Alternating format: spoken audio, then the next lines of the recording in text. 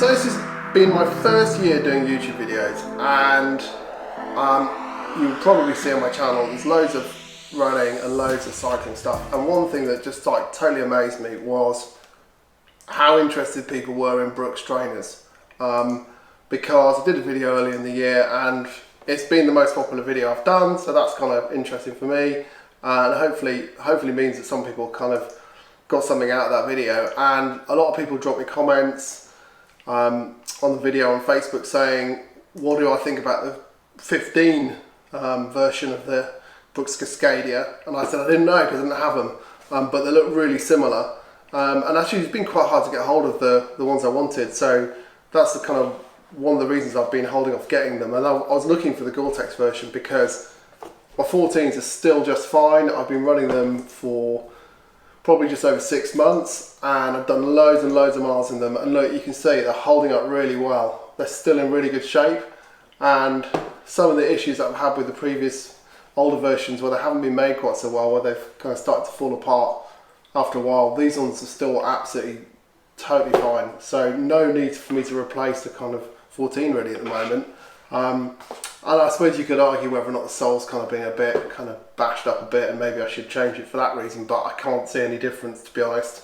It's still my main go-to shoe for trail, for a bit of road, anything mixed terrain. That is for me the shoe every day of the week.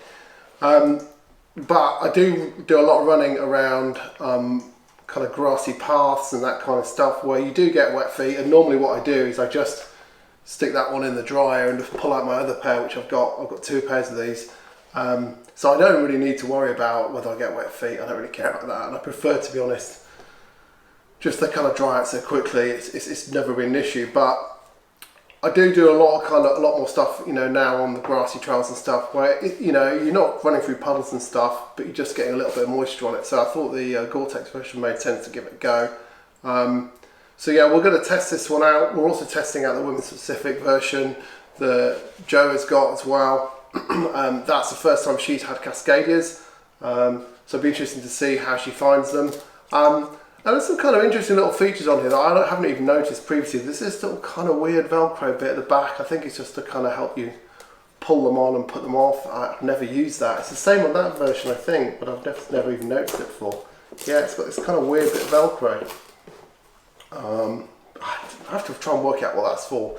The Gore-Tex membrane itself is throughout the whole shoe, but it only goes, the stitching kind of, and the tongue only goes kind of halfway up the shoe. So if you were going through deep puddles and stuff, you're going to get a shoe full of water. And then that's where, for me, if you're in that kind of running, sticking with the normal version, because at least it drains out and you're not running around with kind of like a wetsuit boot on, sloshing around with water. So this has got a specific purpose for me, which is just kind of running in wet, kind of damp conditions, not running through big kind of wet trails and puddles where personally I think it would suck having a shoe full of water.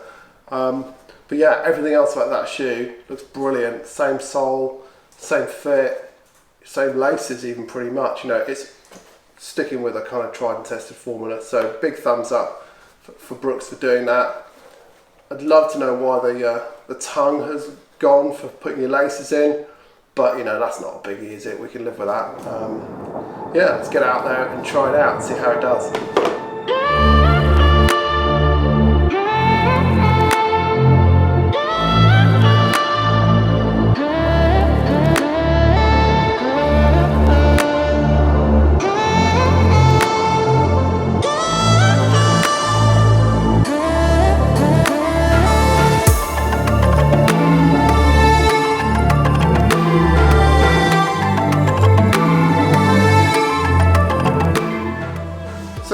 About the Brooks shoes is they're super dependable, because each time they do a new version, it really doesn't change too much. So you're pretty sure they've got the fit dialed in just as your previous pair. And I've been going up the versions for quite a few years, and I've not found any issues with them. And that's one of the great things. So just looking at the 15 versus the 14 ones,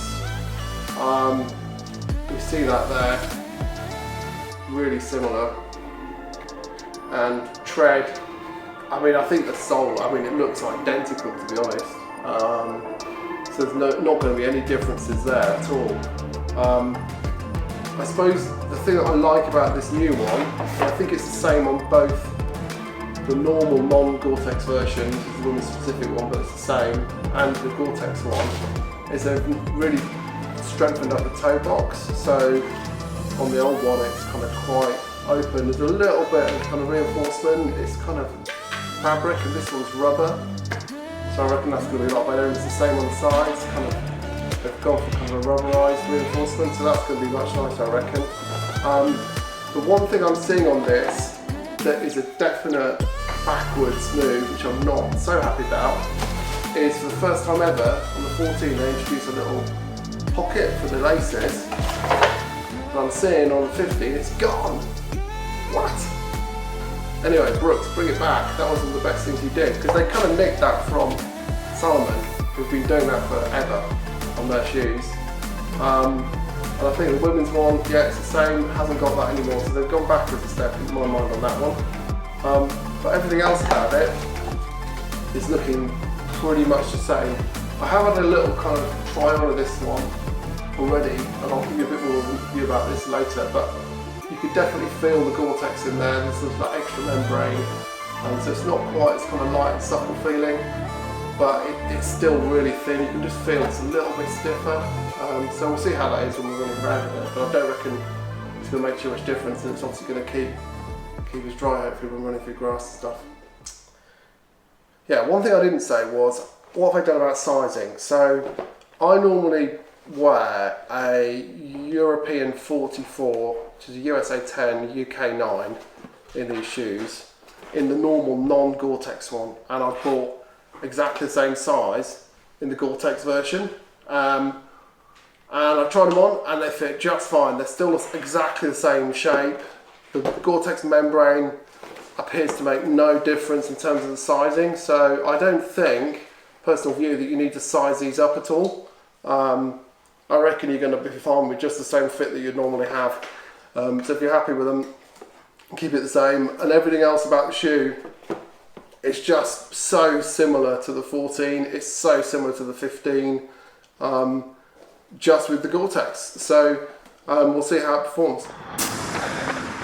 It's really windy today. Hopefully that's not going to affect the sound too badly.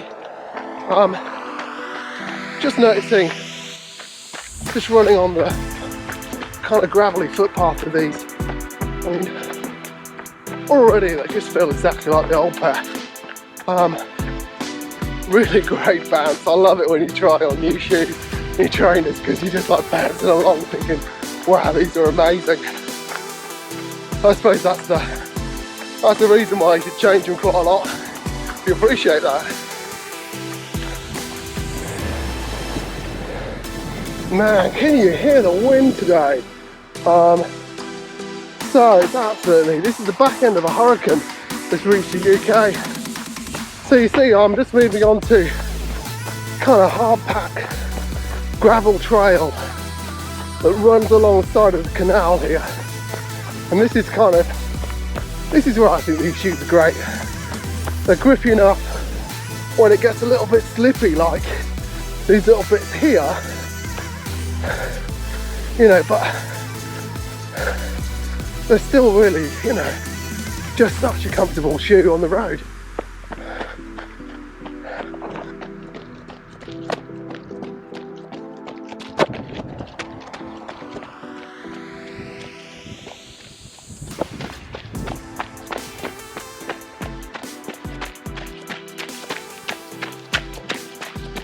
What I'm hoping about these shoes is just these little kind of puddles and things just keep your toes dry. Yeah, so if you're maybe not even going out for a run, if you're just using them as a kind of everyday shoe and it's a bit wet underfoot, you're gonna keep lovely dry toes.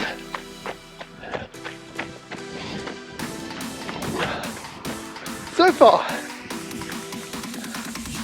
I'll tell you what I can notice. You can immediately notice there's a little bit more substance to the upper membrane. of the shoe.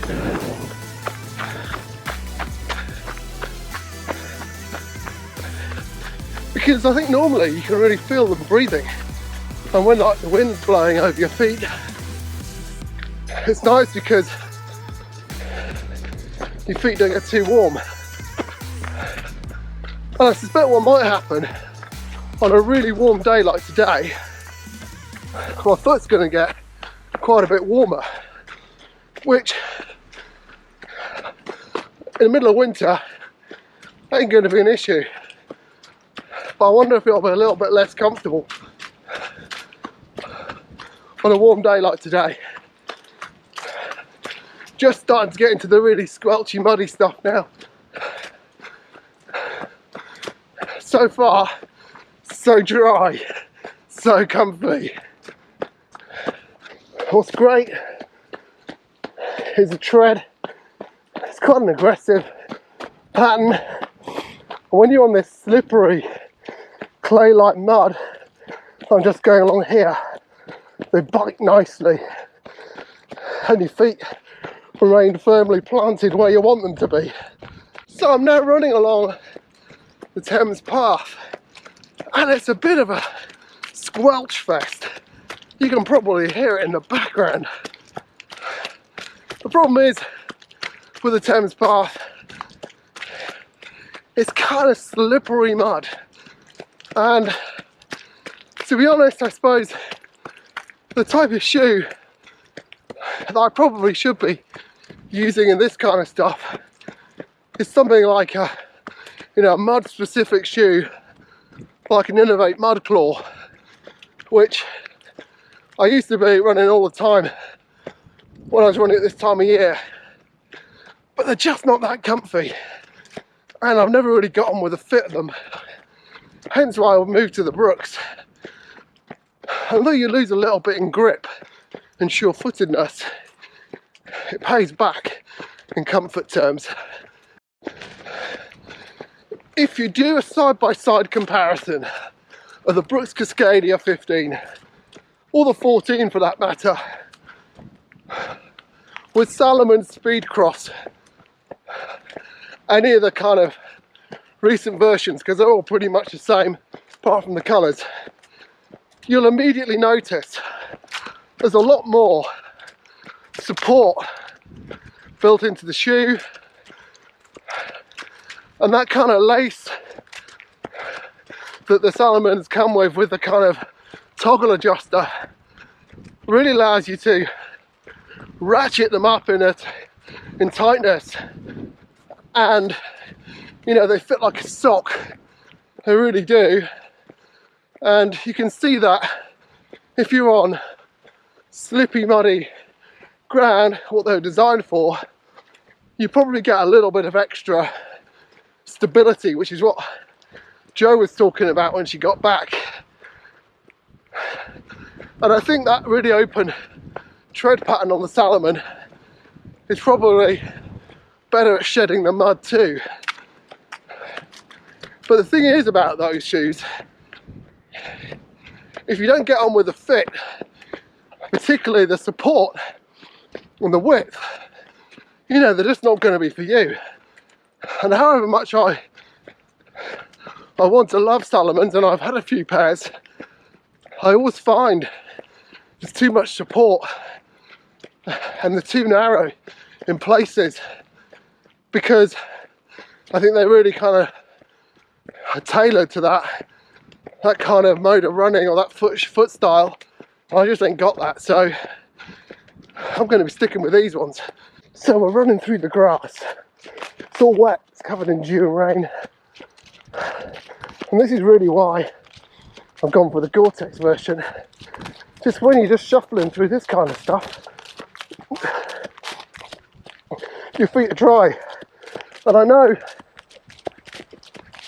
the non-Gore-Tex version, the material is so open and breathable that you'd be immediately wicking the water through.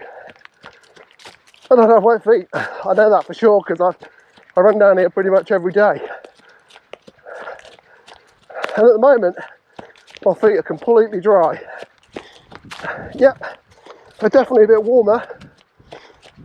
Yeah, I can definitely tell they're not breathing like the normal pair do, even with the great Gore-Tex membrane. But they're dry.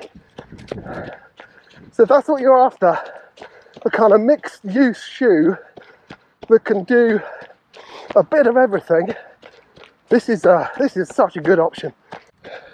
So we're getting close to where this video might stop out on the course, because the limit of these shoes is definitely going to be the depth of the water that you're running through. And if you just see where I am now, I'm just running along this little kind of elevated footpath, but it's completely flooded around here in the fields. And what I know for sure about Gore-Tex shoes is once they fill up with water, they don't come out, and nobody wants that. And you can see around here, Thames Path now is just getting to a stage where it's burst its banks a few times. We've had loads of rain, we've had the storm, and this is where I think I draw a line at Gore-Tex shoes, so they're not for me, because running kind of another 10k when my shoes full of water would just be horrible. And so I'm going to go a different route today, and I'm going to see you back at the house and let you know what my other thoughts were. So I'm running along a hard-packed gravel trail here, and I guess this is more typical of what you might use this shoe for, and I certainly reckon it's probably where it's best. I think where this shoe is a standout winner is when you just go between different kinds of surfaces with a bit of mud, a bit of water, a bit of hard-packed stuff, and maybe even a bit of pavement too. And you can see here, it's on this bit, it's absolutely perfect, rock solid and dry. I suppose the only thing left to answer on this YouTube video is, what is this strange bit of Velcro at the back for? And I'm not entirely sure. I look at my other pair, I thought maybe it's for hanging them up to dry them when they're all wet and muddy. And I reckon that's what I'm going to try when I get home with them. Wow, well, one thing I didn't say, which I know you're all interested in, is how clean are my socks, how dry are my feet. And did the Gore-Tex work? And the answer is, look at that, totally dry.